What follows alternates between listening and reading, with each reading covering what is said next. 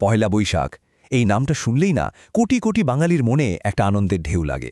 কিন্তু এটা তো শুধু একটা নতুন বছরের প্রথম দিন নয়, এর ভেতরে যে কত ইতিহাস, কত ঐতিহ্য আর পরিচয়ের গল্প লুকিয়ে আছে। চলুন আজ ডুব দেওয়া যাক বাংলা নববর্ষের সেই রঙিন গল্পের দুনিয়ায়, যেখানে প্রত্যেকটা রীতির পেছনেই একটা করে ইতিহাস আছে। ভাবুন তো একবার, সবে ভোরের আলো ফুটেছে আর পশ্চিমবঙ্গের রাস্তায় রাস্তায় ভেসে আসছে সেই চেনা সুর রবীন্দ্রনাথের এসো হে বৈশাখ। চারিদিকে দেখবেন লাল সাদা শাড়ির বাহার আর পুরুষদের পরনে ধুতি পাঞ্জাবি, ঠিক যেন একটা জীবন্ত ছবি, তাই না? এটাই পহেলা বৈশাখের সকাল। কিন্তু এই যে এত আনন্দ, এত রং, এর পেছনে একটা বিরাট ঐতিহাসিক বিতর্ক লুকিয়ে আছে, জানেন কি? এই দিনটা আসলে এলো কোথা থেকে? এর উত্তর পেতে হলে আমাদের একটু ইতিহাসের পাতা উল্টাতে হবে। প্রশ্নটা শুনতে খুব সোজা, বাংলা ক্যালেন্ডার কে তৈরি করেছিলেন? কিন্তু উত্তরটা মোটেও তেমন নয়। আসলে এই একটা প্রশ্নের মধ্যে জড়িয়ে আছে বাঙালি পরিচয়ের একেবারে ভিন্ন দুটো গল্প আর আত্মগৌরবের কাহিনীও। ভাবা যায়, এই বিতর্কের যে দুজন প্রধান চরিত্র, তাদের মধ্যে সময়ের ফারাক প্রায় 1000 বছরের। একজন হলেন প্রাচীন বাংলার স্বাধীন হিন্দু রাজা, আর অন্যজন দিল্লির মুঘল সম্রাট। কার দাবিটা বেশি জোরালো? চলুন একটু খতিয়ে দেখা যাক। দেখুন, একদিকে রাজা শশাঙ্কের গল্পটা আমাদের মনে করিয়ে দেয় একটা স্বাধীন প্রাচীন বাঙালি পরিচয়ের কথা, আর অন্যদিকে সম্রাট আকবরের তত্ত্বটা দেখায় কিভাবে বিভিন্ন সংস্কৃতি মিলেমিশে একটা নতুন প্রশাসনিক ব্যবস্থা তৈরি হতে পারে। দুটোই কিন্তু বাঙালি ইতিহাসের খুব গুরুত্বপূর্ণ অধ্যায়, আর এই দুটো আলাদা গল্পই দুই বাংলার পরিচয়কে নিজেদের মতো করে গড়ে তুলেছে। তো ইতিহাসের কথা তো অনেক হলো, এবার ফেরা যাক আজকের দিনে, একদম রাস্তায়। কারণ পহেলা বৈশাখের আসল প্রাণটা তো লুকিয়ে আছে এর উদযাপনে, এর গানে আর এর বর্ণাঢ্য শোভাযাত্রায়। পশ্চিমবঙ্গে এই আয়োজনকে বলা হয় প্রভাত ফেরি। নামটা শুনলেই কেমন একটা ভোরের গন্ধ পাওয়া যায়, তাই না? এটা কিন্তু শুধু একটা মিছিল নয়, এটা হলো গান, নাচ আর রঙের মাধ্যমে নতুন বছরকে সবাই মিলে ডেকে আনার একটা উৎসব। চোখের সামনে একবার ভাবার চেষ্টা করুন, লোকনৃত্য হচ্ছে, সবার মুখে মুখে ফিরছে রবীন্দ্রসঙ্গীত, আর ঢাকের তালে তালে চারপাশটা কেঁপে উঠছে।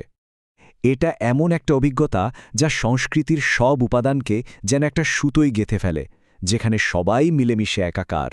এই উৎসবের প্রতীকগুলো, ধরুন মঙ্গল ঘট, মাছ বা নানা ধরনের মুখোশ, এগুলো এতটাই গুরুত্বপূর্ণ হয়ে উঠেছে যে এখন সরকারি পোস্টারেও এদের দেখা মেলে। তার মানে কি দাঁড়ালো? এটা আর শুধু মানুষের উৎসব নেই, এটা সংস্কৃতির একটা অফিসিয়াল পরিচয় হয়ে গেছে। কিন্তু পহেলা বৈশাখ কি শুধুই গান, নাচ, উৎসব? না, একদমই না। এর কিন্তু একটা খুব গুরুত্বপূর্ণ অর্থনৈতিক দিকও আছে, যেটা সরাসরি ব্যবসার হিসাবপত্রের সঙ্গে জড়িয়ে। এই ঐতিহ্যটার নাম হল হালখাতা। সোজা কথায় বললে, এটা হলো ব্যবসায়ীদের জন্য পুরনো হিসাব চুকিয়ে নতুন খাতা খোলার দিন। এক কথায় ব্যবসায়ীদের আর্থিক নববর্ষ। এর নিয়মটা কিন্তু খুব সুন্দর আর সহজ। গ্রাহকরা আসেন, পুরনো দেনা শোধ করেন, আর ব্যবসায়ীরা নতুন খাতা খোলেন। তারপর মিষ্টিমুখ করে পুরনো সম্পর্কটাকেই আবার নতুন করে ঝালিয়ে নেওয়া হয়।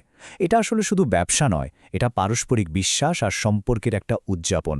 একই উৎসব, ভাষাটাও এক, কিন্তু দুই বাংলায় উদযাপনের ধরনে কিছু ছোট কিন্তু খুব গুরুত্বপূর্ণ পার্থক্য আছে।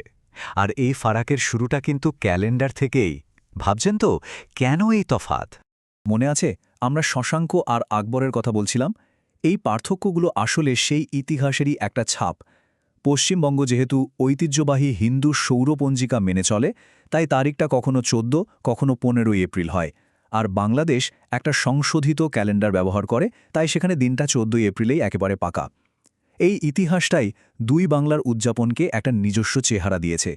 আজকের দিনে পহেলা বৈশাখ কিন্তু আর শুধু বাংলা বা বাংলাদেশে আটকে নেই।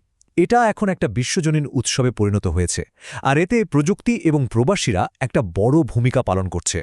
কলকাতা হোক বা লন্ডন, ঢাকা বা টরন্টো, যেখানেই বাঙালি সেখানেই পহেলা বৈশাখ। এটা এখন আর শুধু একটা উৎসব নয়, এটা নিজেদের শিকড়কে চেনার একটা উপায়, আর নতুন প্রজন্মকে নিজেদের সংস্কৃতির সঙ্গে পরিচয় করিয়ে দেওয়ার একটা আন্তরিক চেষ্টা। আসলে এই উৎসবটা আমাদের একটা খুব জরুরি কথা মনে করিয়ে দেয়। শেখায় কিভাবে ঐতিহ্যের হাত ধরে ভবিষ্যতের দিকে এগিয়ে যাওয়া যায়। পুরনোকে সম্মান জানানো আর নতুনকে স্বাগত জানানো, এটাই তো এর আসল বার্তা। তাহলে দেখুন, পহেলা বৈশাখ শুধু একটা ক্যালেন্ডারের তারিখ বদল নয়, এটা আসলে আমাদের পরিচয়কে নতুন করে উদযাপন করার একটা দিন। আর এই উদযাপনটা শেষ পর্যন্ত আমাদের একটা বড় প্রশ্নের সামনে দাঁড় করিয়ে দেয়।